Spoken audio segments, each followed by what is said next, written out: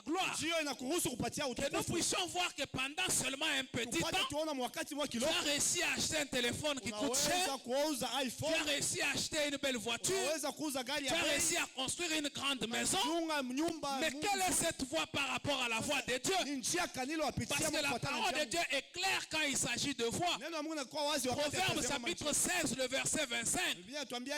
Il nous dit, telle voie paraît bonne pour un homme. Telle voie paraît droite à un homme. Mais son issue, c'est la voie de la mort. Donc le chemin le plus facile, le chemin le plus bon, n'est pas forcément le chemin qui est droit.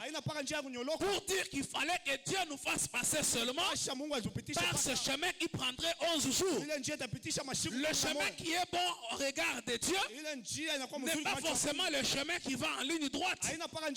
Pour les enfants d'Israël, le bon chemin c'était ce détour par le désert qui devait durer 40 ans, mais il était bon pour Dieu. Parce qu'une voie qui est droite, elle peut être droite, te mener facilement à ta destinée, te mener facilement à tes objectifs, te permettre d'atteindre facilement tes objectifs, mais être la voie de ta destruction. Ce n'est pas parce que cette voie t'a permis d'acquérir ces choses que c'est la voie qu'il faut pour toi. La voie qu'il faut pour toi, c'est la voie que Dieu a prévue pour toi. C'est la voie que Dieu a destinée pour toi. C'est cette voie-là qui doit t'intéresser. Donc chaque jour quand tu empruntes une voie, rassure-toi que cette voie c'est la volonté de Dieu. Rassure-toi que cette voie c'est la voie de Dieu pour toi. Parce que la voie qui est droite à tes yeux, la voie qui est bonne à tes yeux, n'est pas toujours la voie de Dieu et elle peut mener à la destruction.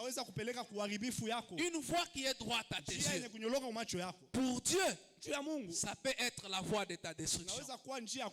Dieu, il agit en son temps selon ses voies. Il agit en son temps selon ses voies.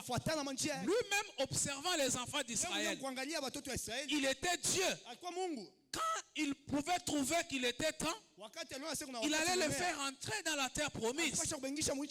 Mais eux, ils auraient voulu que le chemin soit facile, que le chemin soit simple, qu'ils ne puissent pas souffrir, qu'ils aient la nourriture comme en Égypte. Des gens appelés à entrer dans un pays où coule le lait et le miel, mais en train de réclamer la nourriture comme celle qu'ils mangeaient pendant qu'ils étaient esclaves. J'aurais encore compris.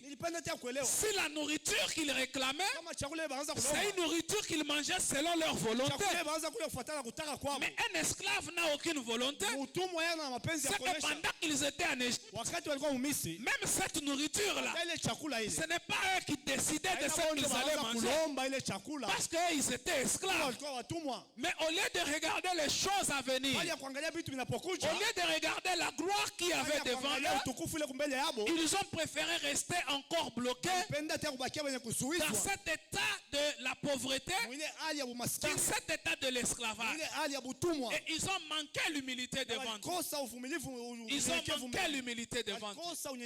Et Dieu a besoin que toi tu sois humble si tu veux t'appeler un vrai héritier de Dieu. 1 Pierre chapitre 5 le verset 6. La parole de Dieu dit: humiliez-vous donc sous la puissante main de Dieu, afin qu'il vous élève au temps convenable. Donc si vous vous humiliez sous la main puissante de Dieu, Dieu vous élèvera au temps convenable. Il y a un temps convenable pour Dieu où Dieu viendra vous élever.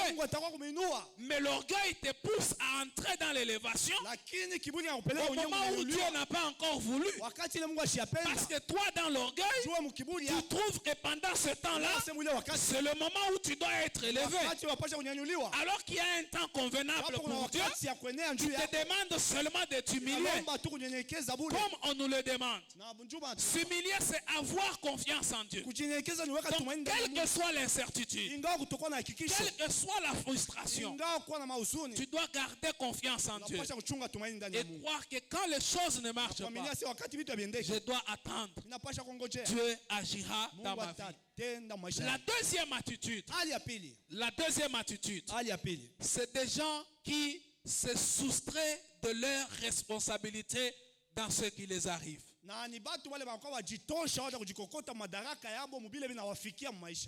Il y a des choses qui arrivent dans la vie d'un enfant de Dieu. À un moment donné, dans certaines choses, il y a des enfants de Dieu eux-mêmes qui ont leurs responsabilités dans ce qui les arrive. Mais souvent, ils ont une attitude de trouver toujours un autre coupable qu'eux-mêmes. Le coupable, c'est quelqu'un d'autre. Le responsable, c'est toujours quelqu'un d'autre. Lui, il n'est responsable de rien. Dans tout ce qui lui arrive, lui, il n'est responsable de rien. Et c'est comme ça qu'il y a une histoire pareille dans la Bible. Genèse chapitre 3, verset 11, verset 13. Dieu vient trouver l'homme dans le jardin d'Éden. Il pose la question à l'homme. As-tu mangé du fruit de l'arbre que je t'avais interdit? Qui t'a appris que tu es nu? L'homme ne veut pas reconnaître sa responsabilité dans cette situation. Il dit à Dieu, c'est la femme que tu as mise à côté de moi.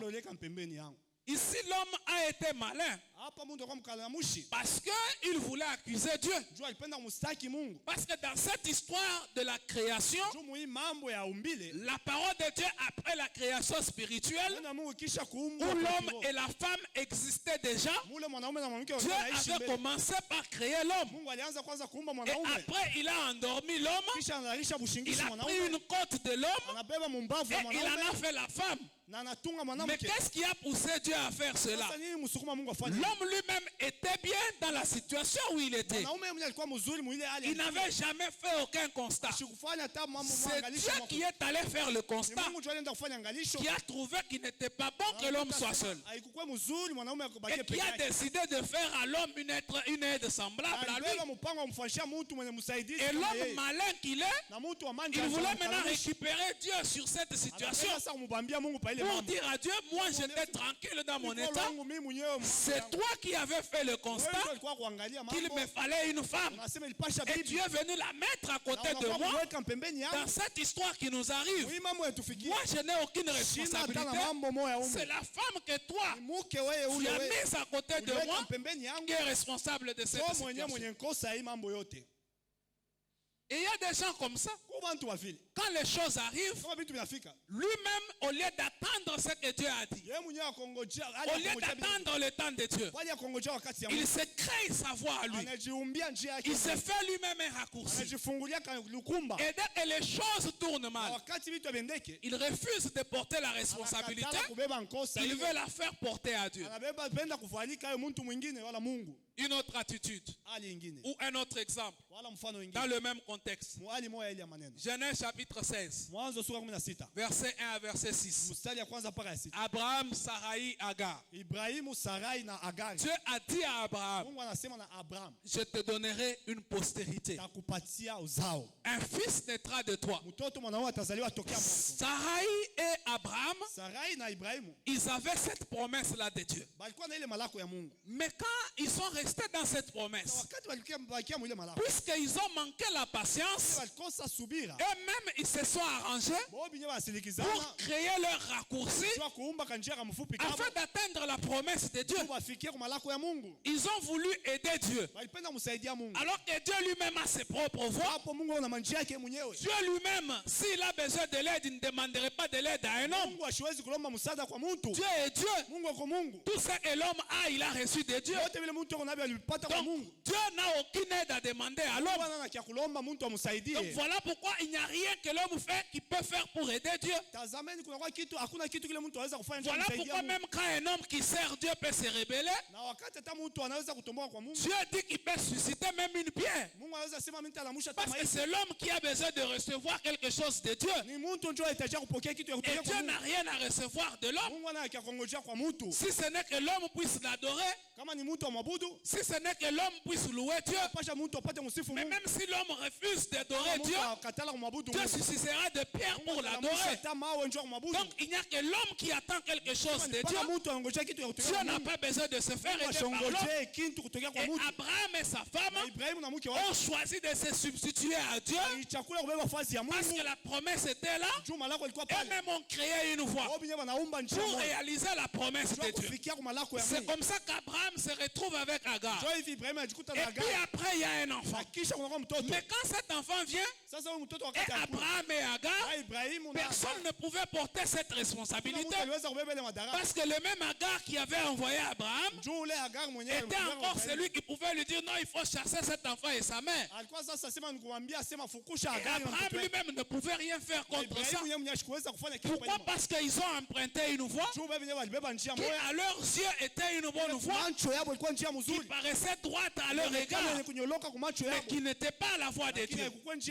Dieu a toujours ses propres voies. Et donc tout ce que nous pouvons faire, c'est avoir la patience, mais aussi accepter nos responsabilités dans ce que Dieu nous donne, dans ce qui nous arrive, dans ce par quoi nous passons. Même si tu n'as pas péché, mais que tu te retrouves dans une situation quelconque, en tant qu'enfant de Dieu, tu as la responsabilité d'accepter que le fait d'être un enfant de Dieu est une raison pour laquelle tu passes par cette épreuve. Parce que Dieu veut sûrement t'apprendre des choses.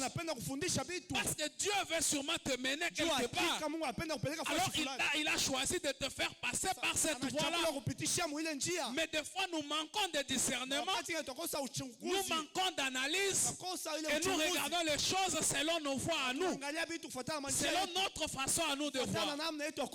Alors que Dieu nous amène à une gloire. Et le manque de patience, la fuite de nos responsabilités nous pousse à ne pas attendre que Dieu fasse ce qu'il a dit, et nous amène nous-mêmes à créer nos propres voies. Et pourtant ces voies peuvent mener à notre destruction. Parce que si une voie n'est pas la voie de Dieu, rien de bon ne peut sortir de cette voie. Et donc quand nous sommes dans cet état de reconnaître ces choses, nous pouvons mériter maintenant que nous soyons des héritiers comme Dieu le veut. Donc un héritier comme Dieu le veut, c'est quelqu'un qui a une promesse. Qu'il soit déjà dans la promesse ou qu'il soit en train d'aller dans la promesse, il a une attitude d'héritier. Il a une certitude que le Dieu qu'il a promis, c'est un Dieu qui ne faille jamais. C'est un Dieu qui n'échoue jamais. Ce qu'il a dit, il va le lui donner. Ce qu'il a promis, il lui fera entrer dans sa possession. Quel que soit ce qui ne marche pas maintenant, je crois que Dieu est dans ça. Je crois que dans ça qui ne marche pas, Dieu est dedans. Et je continue à marcher en faisant confiance en ce Dieu. Ce qui fait que cela me donne la certitude, cela me donne la foi, cela me donne la garantie de vivre comme un héritier, même pendant que je suis dans le désert. De vivre comme un héritier, même pendant que les choses ne marchent pas. De vivre comme quelqu'un qui a déjà des millions, même si je ne les vois pas encore. De vivre comme quelqu'un qui va acheter une voiture, même si je ne l'ai pas encore. De vivre comme quelqu'un qui va construire une maison, même si je n'ai pas encore acheté un terrain. Cette foi en Dieu, cette certitude, cette garantie me donne la stabilité. Que Dieu te bénisse, pasteur Jérôme. Elle me donne la stabilité dans ma marche avec Dieu. Donc quand j'ai confiance en Dieu, cette confiance en Dieu fait que je deviens stable, quelles que soient les épreuves que je rencontre. Et je crois que malgré ce que je vois maintenant, derrière moi, il y a une grande gloire qui arrive. Et je ne peux pas hypothéquer cette gloire à cause de la situation actuelle. Je ne peux pas hypothéquer cette gloire à cause de ce qui ne marche pas. pas maintenant. Parce que Dieu m'a promis de grandes choses. Et moi, je reste dans la patience. Parce que quand il y a une promesse, la parole de Dieu dit, comme je l'ai dit tout à l'heure, Dieu agit dans son temps et selon ses voies. Quand la promesse est là, le temps de cette promesse aussi est là. Voilà pourquoi il dit à Habakkuk, le temps de cette promesse est déjà fixé. Toi, écris-la sur des pierres. C'est une promesse dont le temps est fixé. Écris-la parce qu'elle s'accomplira. Et elle s'accomplira certainement. Donc même la promesse des enfants d'Israël d'entrer dans la terre promise, puisqu'elle était écrite, elle devait certainement s'accomplir. Mais les enfants d'Israël ont manqué de patience. Dans leur façon d'attendre, ils n'ont pas plu à Dieu. Et même quand ils arrivent dans la terre promise, eux qui ont vécu des choses avec Dieu, ils ont vu Dieu faire des miracles. Ils ont passé 40 années, chaque jour ils ont eu la nourriture. Quand il n'y a pas eu de l'eau, ils ont vu dans quelles conditions Dieu leur a donné de l'eau. Quand ils arrivent devant la terre promise, on choisit 12 personnes. Ils entrent dans la terre promise. Ils vont faire l'inspection de la terre. Mais quand ils reviennent avec un rapport. Dans ce rapport, il y a deux parties. Dans la première partie du rapport, il confirme ce que Dieu avait dit. Vous trouverez ça dans Nombre chapitre 13. Versets 1 à 3 ou 25 à 28 aussi. Ou vous pouvez lire tout le chapitre de Nombre 13. Vous trouverez cette histoire. Dans ce rapport, il y a deux parties. Dans la première partie, ils reconnaissent que cette histoire du lait et du miel qu'on avait dit, ce n'est pas une aventure, c'est vrai. Ils ont vu le pays. C'est vrai qu'il y a le lait. C'est vrai qu'il y a le miel dans le pays. Et pour preuve, ils apportent le fruit de ce pays-là. Il dit voilà le fruit de ce pays. Ça c'est la première partie du rapport. Maintenant dans la deuxième partie, ils ajoutent un mais. Ils ajoutent un mais. Or le mais va annuler tout ce qu'ils avaient dit avant. Et quand ils disent mais, ils disent mais ce pays-là, c'est une ville qui est fortifiée. Les habitants de ce pays, ils sont puissants. En plus, nous y avons vu les fils d'Anak. Donc en d'autres termes, ils auraient fait toute cette marche-là pour venir s'arrêter là. Parce qu'ils estiment qu'il n'y a pas moyen d'entrer dans le pays. C'est vrai que le lait et le miel sont là. Mais le fils d'Anak, mais le peuple puissant de ce pays, ils ne peuvent pas voir la solution devant eux. Alors qu'ils ont un Dieu vivant, ils ont vu ce dans quoi Dieu les a fait passer. Au lieu de croire dans la capacité de leur Dieu, ils ont regardé le problème qu'il y avait devant eux. Il y a des gens aujourd'hui qui passent des moments difficiles, qui passent le temps à errer dans le désert, parce qu'au lieu d'avoir les yeux tournés à la grandeur de son Dieu, ils préfèrent regarder la grandeur de son problème. Ce soir, je suis venu te dire que ton problème n'est pas plus grand que Dieu. Ta situation n'est pas plus grande que Dieu. Ta maladie n'est pas plus grande que Dieu. Dieu est plus grand que ton problème. Dieu est plus grand que tes difficultés. Parce que même si tu te lamentes pour cette difficulté, tu ne peux rien faire pour changer ta situation. Il n'y a que Dieu qui peut intervenir. Et dès que Dieu intervient, ta situation est capable de changer. Alors si tu veux être un vrai héritier de Dieu, au-delà de la patience, au-delà d'accepter tes responsabilités, il faut aussi apprendre une chose. Tu dois avoir un cœur sincère et honnête devant Dieu. Tu dois avoir un cœur sincère et honnête devant Dieu. Il y a des gens qui ne sont pas honnêtes avec Dieu. Dieu aime le cœur honnête.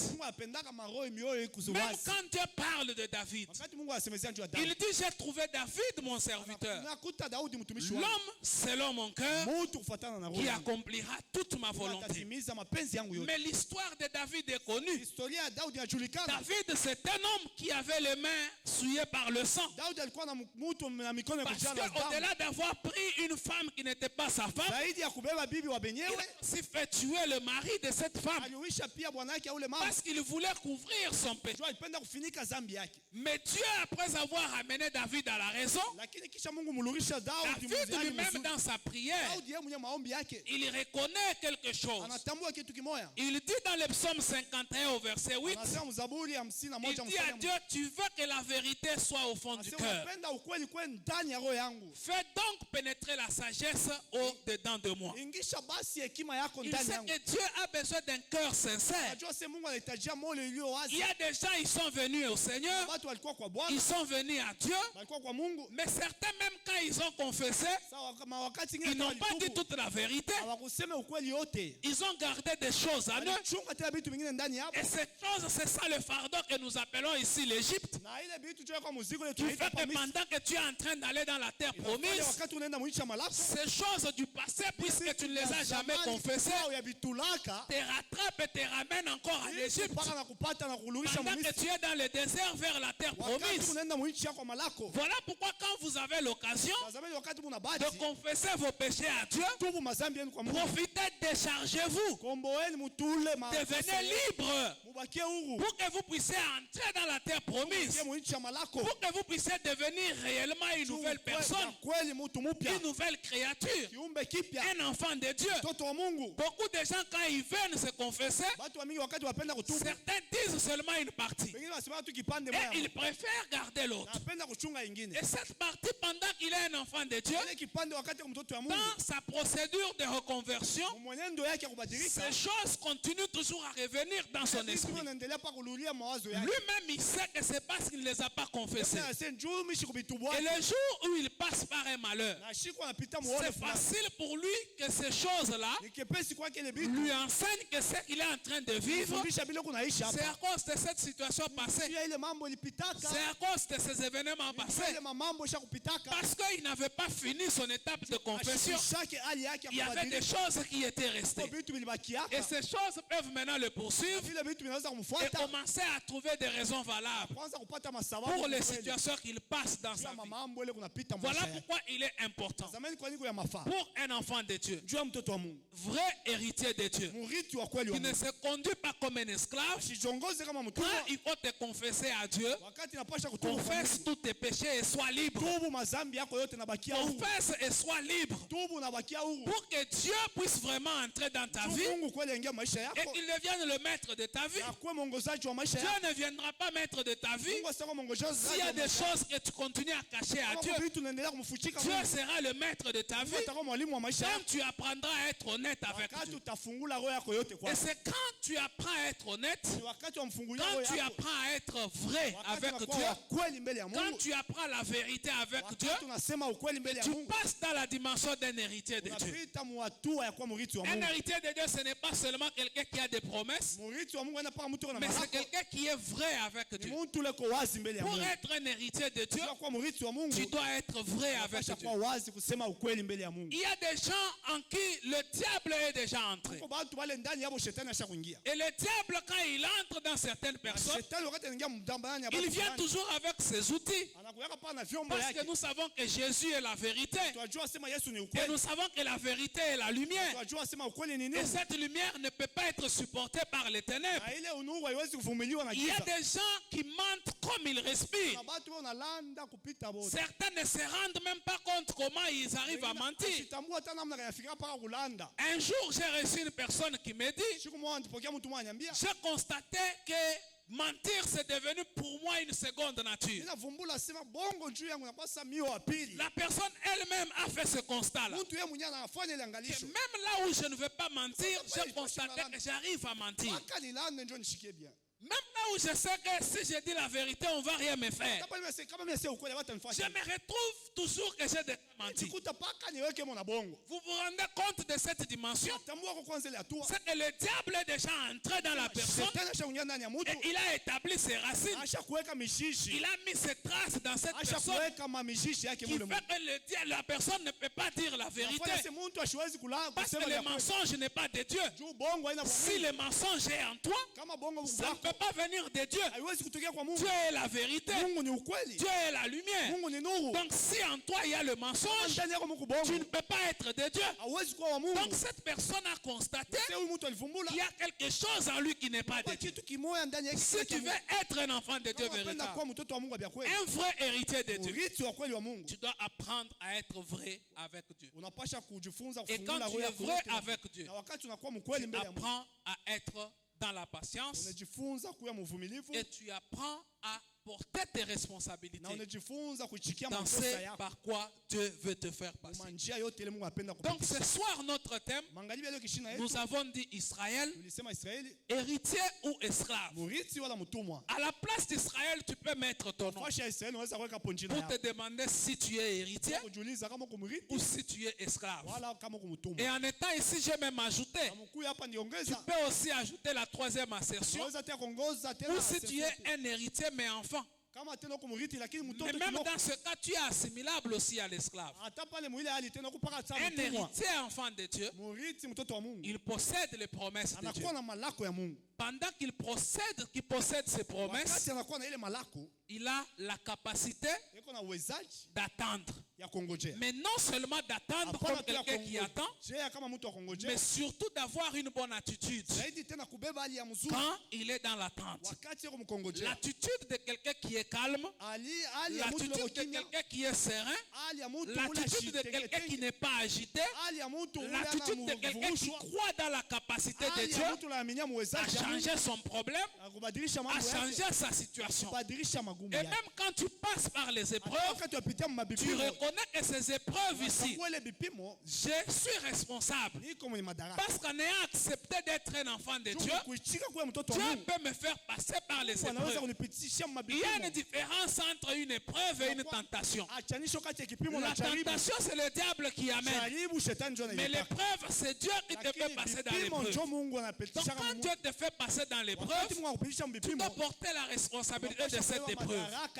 Soit parce que toi-même quelque part, les choix que tu as fait n'étaient pas des bons choix.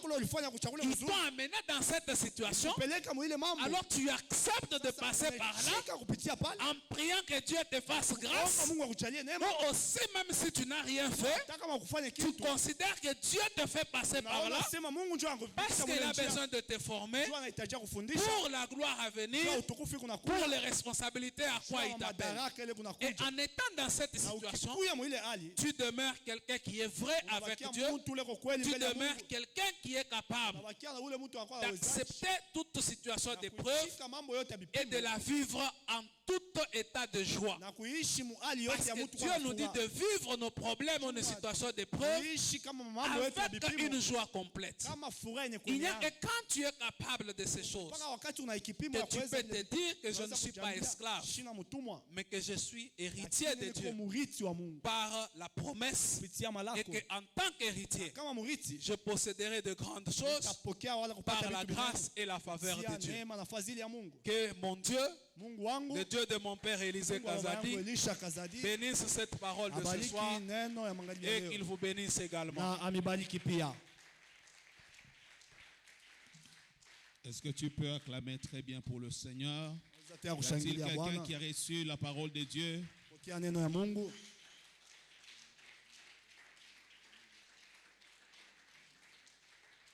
Est-ce que tes acclamations peuvent aller à la dimension de ce que tu as reçu de la part de l'Éternel? Que Dieu te bénisse. Est-ce que tu peux prier une minute? Est-ce que tu peux prier une minute? Je t'exhorte à rester debout, s'il te plaît. Demande à Dieu de te faire grâce pour qu'il t'accorde l'attitude d'un héritier.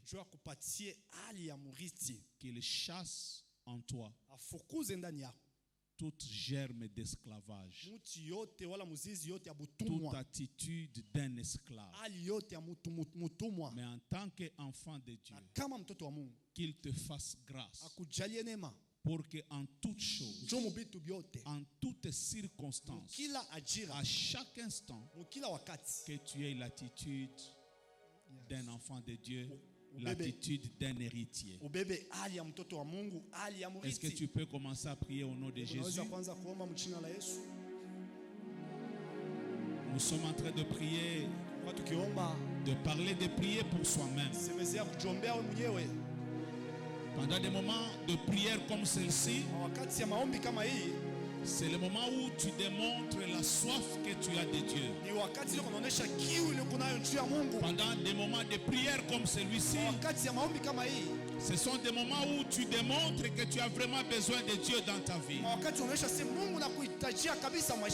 Où tu démontres que tu ne peux rien par toi-même. Que tu as réellement besoin que Dieu fasse quelque chose dans ta vie. Tu as besoin que Dieu agisse et qu'il fasse quelque chose dans ta vie. Tu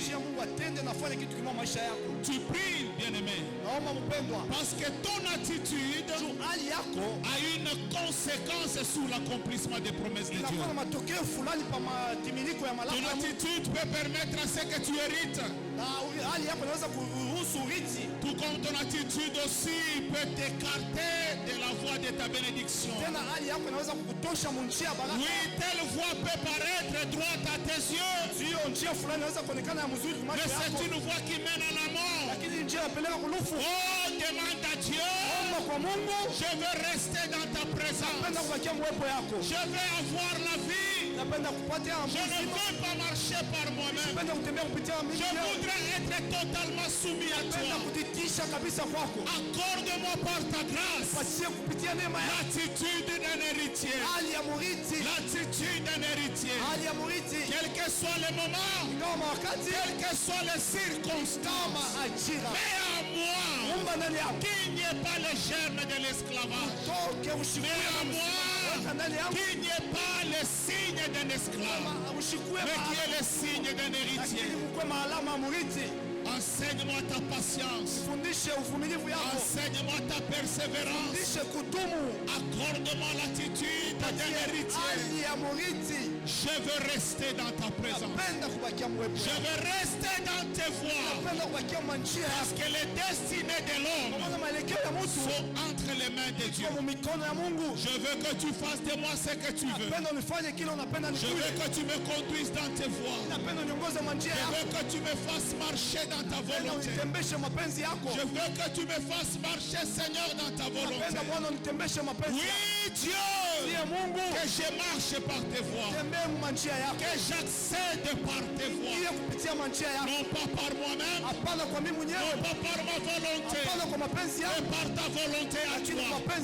Ce que toi tu veux, c'est ce qui est bien pour toi. Ce que toi tu veux, c'est ce qui est bien pour toi. Ce que toi tu veux, c'est ce qui est bien pour moi.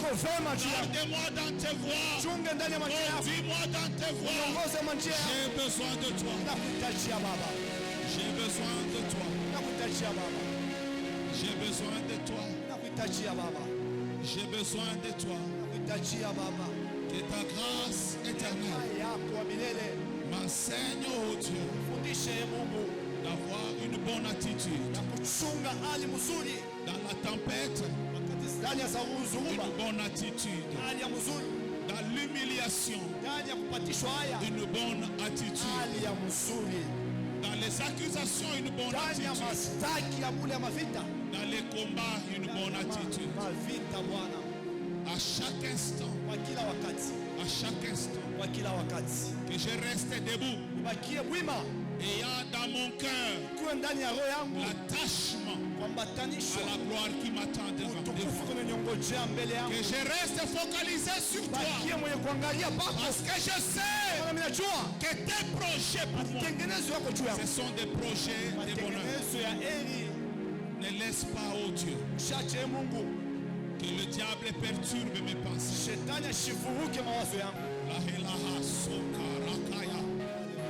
Est-ce que tu peux prier? Est-ce Est-ce que tu peux prier?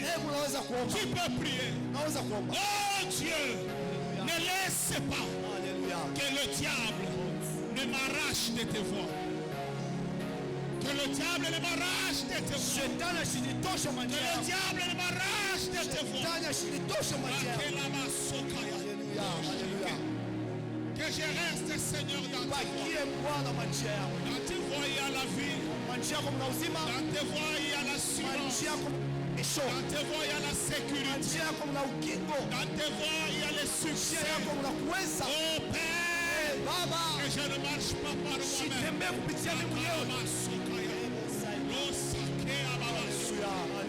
Accorde-moi, Jéhovah, de rester sous ta lumière. Que toute ma vie dépende de toi. De toi et de toi seul. Que mon ministère dépende de toi.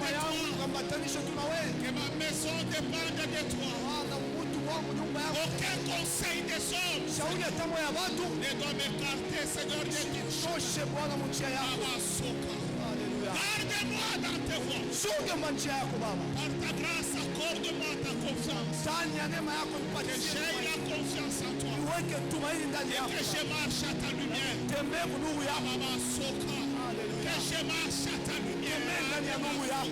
Que je marche à ta lumière. Que je marche à ta lumière. Que je marche à ta lumière. Que je marche à ta lumière. Que je marche à ta lumière. Que je reste, Seigneur, dans tes voies à toi. Fais-moi grâce. Fais-moi grâce. Fais-moi grâce. Que le diable, papa, ne vole pas ce que tu m'as dit. Fais-moi grâce. Que le diable ne me dévie de mon chemin de foi. Fais-moi grâce. Que le diable ne me trompe pas.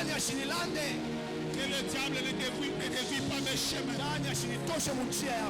Tes voies à toi sont merveilleuses. Ce sont les voies qui me conduisent à la vie. Ce sont les voies qui me conduisent à mon mariage. Ce sont les voies qui me conduisent à ma prospérité. Ce sont les voies qui me conduisent à ma serre. Aujourd'hui et maintenant, que ce nuage noir tombe au nom puissant de notre Seigneur Jésus. Que ce nuage noir tombe. Que ce nuage noir tombe. Que ce nuage noir tombe. Au nom puissant de Jésus. Que ta grâce nous permette de bien lire tes signes. Que ces nuages qui cachent tes signes disparaissent de nos voies. Que les yeux de tes enfants s'ouvrent. Que chacun soit capable de discerner le temps. Que chacun soit capable de lire, Seigneur, tes signes. Oh, que ce nuage noir qui empêche à ce que l'on voie les signes, que ce nuage disparaisse. Dans la douleur, je les réconfort par tes signes. Dans la tempête, je les réconfort par tes signes.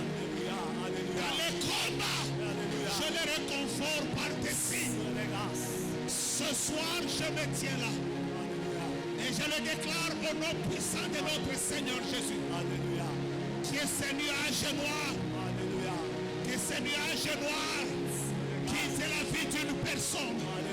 Au nom puissant de Jésus. Que ce nuage noir disparaisse de la voie de la destinée d'une personne. Au nom puissant de Jésus.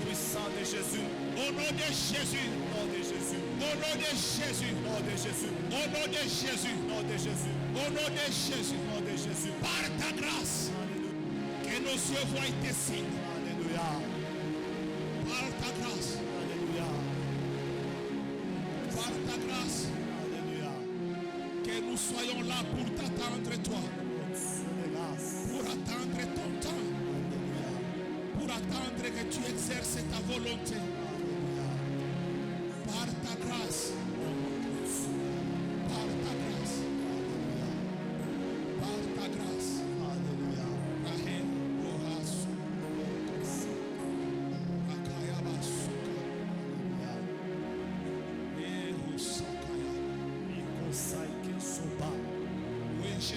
C'est ce soir. C'est maintenant. C'est ce soir, Dieu. C'est maintenant, Papa. Que ta main puissante arrache, Seigneur. Alléluia. Que ta main puissante arrache. Alléluia. Et ta grâce, Dieu, ramène chacun sur la voie de sa destinée. Au nom de Jésus. Au nom de Jésus. Tu le feras, Papa. Et nous témoignerons que tu es Dieu. Nous proclamerons ta Seigneurie. Tu es Dieu ce soir.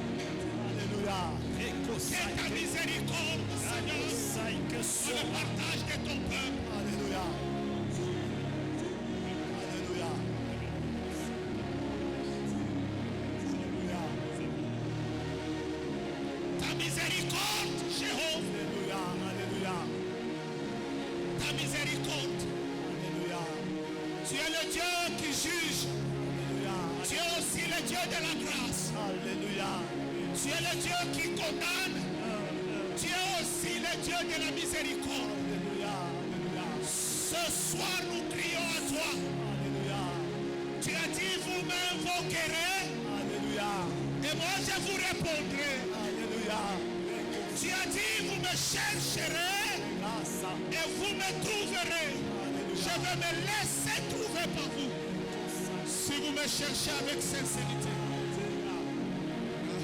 Alléluia, alléluia. Alléluia, alléluia. Ce soir, Jésus. Alléluia. Alléluia. Merci. Merci, Éternel.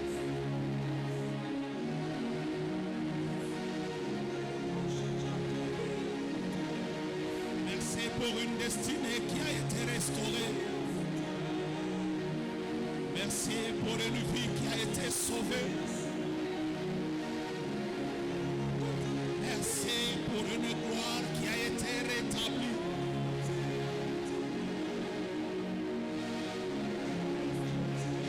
Tu le fais, Papa.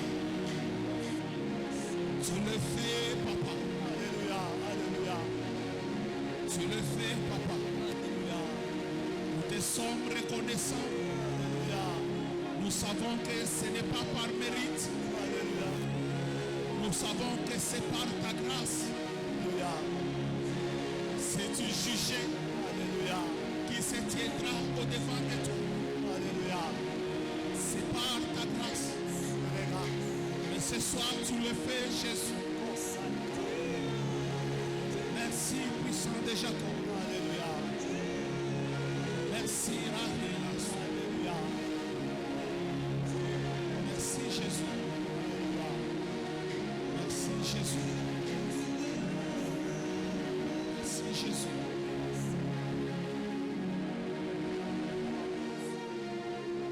S'il y a quelqu'un ce soir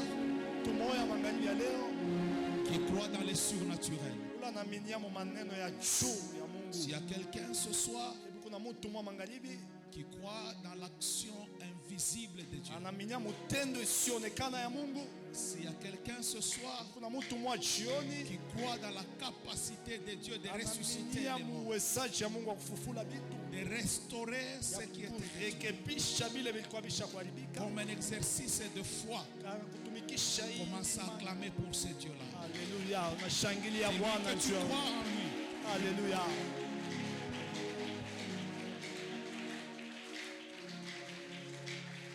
Dis-lui que tu crois en lui. Que tu l'acclames, dis-lui, je crois en toi. Je crois dans ton action surnaturelle.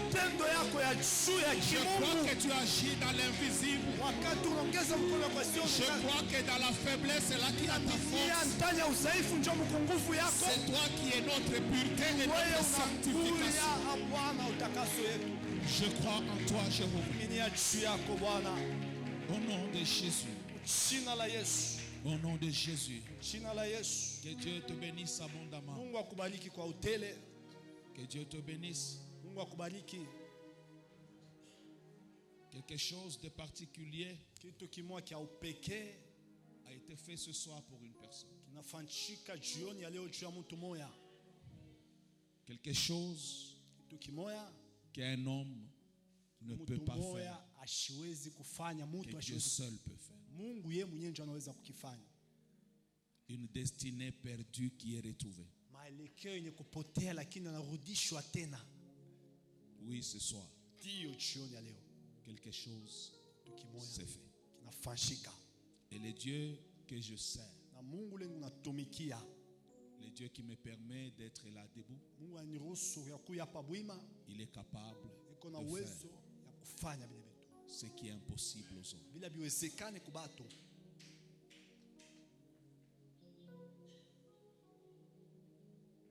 Je voudrais te recommander de continuer à prier pour ça. Je sens quelque chose de puissant, de très fort. Je ne sais pas à qui cela est destiné. J'ai comme une envie que nous continuions à prier, et à prier. C'est pourquoi je te recommande de ne pas négliger, de profiter, de prier aujourd'hui. Et pendant que tu prieras, tu diras à Dieu, c'est pour moi. C'est moi. Et tu verras ce que Dieu va faire. Que Dieu te bénisse abondamment. Que Dieu bénisse son serviteur, le pasteur Fox, pour ce très bon message, un bon enseignement d'édification des enfants de Dieu. Vous savez, nous n'avons aucune capacité de vous transformer. Il n'y a que la parole de Dieu qui en a la capacité. Recevez cette parole et qu'elle produise des fruits en vous. Que Dieu vous bénisse abondamment. Est-ce que quelqu'un peut prendre ses offrandes? Nous pouvons prendre nos offrandes. Ça s'allume. C'est sombre ici. C'est là en haut. Est-ce que tu peux prendre tes offrandes? Si tu as apporté ta dîme, tu peux juste demander une enveloppe, tu lèves ta main, le service de protocole t'apportera ta dîme.